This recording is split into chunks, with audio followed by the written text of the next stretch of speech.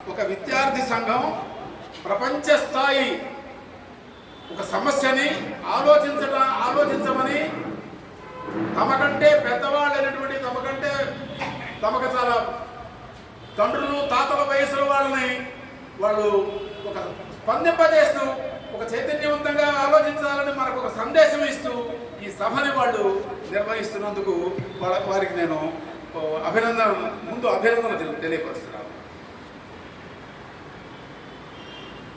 మనం ఈ సభల నిర్వహించుకుంటున్న సమయంలోనే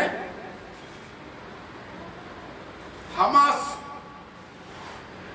ప్రతినిధులు ఇరాన్ దేశానికి సంబంధించిన విదేశాంగ శాఖ అధిపతులు రష్యా దేశంలో కలుసుకున్నారు.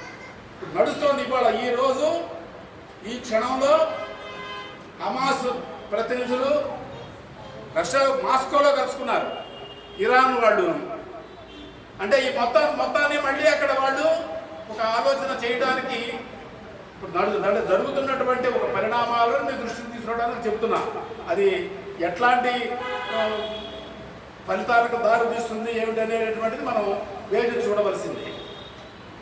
అంటే ఇది యుద్ధం ఇప్పుడు ఈ ఇజ్రాయెల్ పాలస్తీనా మీద దురాక్రమణ, ఇది దాని వాళ్ళ ప్రతిఘటన యొక్క విశిష్టత గురించి నాకంటే ముందు మాట్లాడిన వాళ్ళు చెప్పారు.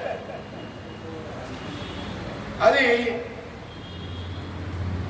ఒక పాలస్తీనా కవి మహమ్మద్ దర్వేష్ అని, అంటే మేము ఒక పుస్తకం వేసాం పాలస్తీనా గురించి, నేను నేల కొరికితే అని ఒక పుస్తకం వేసాం. ఎప్పుడు ఇది వేసింది? 1984లో వేసాం. 39 సంవత్సరాలు అయింది. సరిగ్గా 39 సంవత్సరాల క్రితం పాలస్తీనా పోరాటానికి సంఘీభావంగా వాళ్ళ పోరాట సాహిత్యాన్ని మేము పుస్తక రూపంలోకి తెచ్చాం, జన సాహిత్యంగా. ఇందులో వాళ్ళ